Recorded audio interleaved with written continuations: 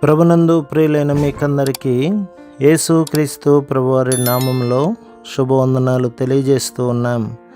ఎడారిలో సెలయేర్లు అనే దిన ధ్యానము కొరకై స్వాగతం. జూన్ 2.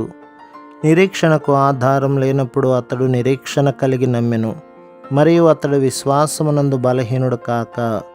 రోమాపత్రిక 4వ అధ్యాయం 18-19 వచనాలు. దృఢమైన విశ్వాసాన్ని పొందడం ఎలా అని ఒకసారి ఒకరు జార్జ్ ముల్లర్ని అడిగారు. అతడు ఇచ్చిన సమాధానం మర్చిపోలేనిది. దృఢమైన విశ్వాసాన్ని నేర్చుకోవడానికి ఏకైక మార్గం గొప్ప శ్రమలను అనుభవించడమే. ఆ విశ్వాస యోధుడు జవాబు చెప్పాడు, భరించరాని శోధనల్లో స్థిరంగా నిలబడడం ద్వారానే నేను నా విశ్వాసాన్ని నేర్చుకున్నాను. ఇది నిజం. అన్ని ఆశలు విఫలమైనప్పుడే కదా దేవుని మీద నమ్మకం ఉంచే సమయం వచ్చేది. ఇప్పటి ఈ అవకాశం ఎంత మంచిదో నువ్వు గ్రహించడం లేదు. ప్రస్తుతం నువ్వు గనక ఘోరమైన విపత్తులో ఉన్నట్టయితే అతి శక్తివంతమైన విశ్వాసం నీకు అతి దగ్గరగా ఉంది. నువ్వు సమ్మతిస్తే ఈ సమయంలోనే తన సింహాసనం మీద నిన్నెన్నడూ లేనంత అధికారం నీకు దక్కే పద్ధతిని దేవుడు నీకు బోధిస్తాడు. భయపడకండి, నమ్మిక మాత్రం ఉంచండి. ఒకవేళ భయమేస్తే దేవుని వైపు చూస్తూ, నేను భయపడిన సమయంలోనే దేవా నీ మీద నమ్మకం ఉంచుతున్నాను అని చెప్పండి. వేదనల బడిలో మీరు నేర్చుకున్న విశ్వాసం కోసం దేవుడికి కృతజ్ఞతలు చెబుతారు. అంతులేని శోధనల ద్వారానే నిశ్చలమైన విశ్వాసం అలవడుతుంది. క్లిష్ట పరిస్థితుల్లోనే దేవుని అతి ప్రశస్తమైన బహుమతులు లభ్యమవుతాయి.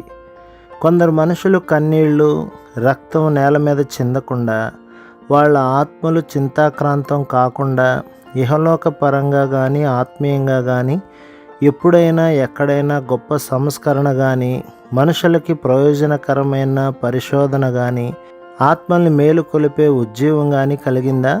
లేదు.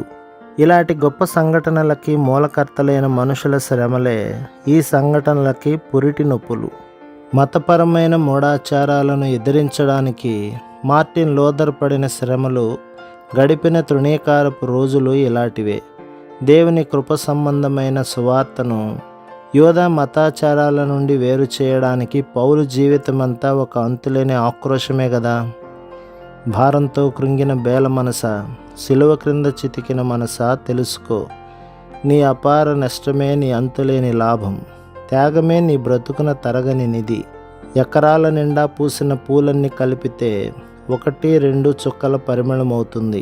అలలను రేపే పెను తుఫానులే జలాన్ని నిర్మలంగా ఉంచుతాయి. మధ్యాహ్నపు టెండలో కాదు, వర్షం కురిసి వెలిసినప్పుడే నీలాకాశంలో 7 రంగుల సొంపు వంపుగా విరిసి మెరుస్తుంది. ప్రభు మిమ్మును, మీ కుటుంబమును, మీ సంఘమును దీవించి ఆశీర్వదించునుగాక. ఆమెన్.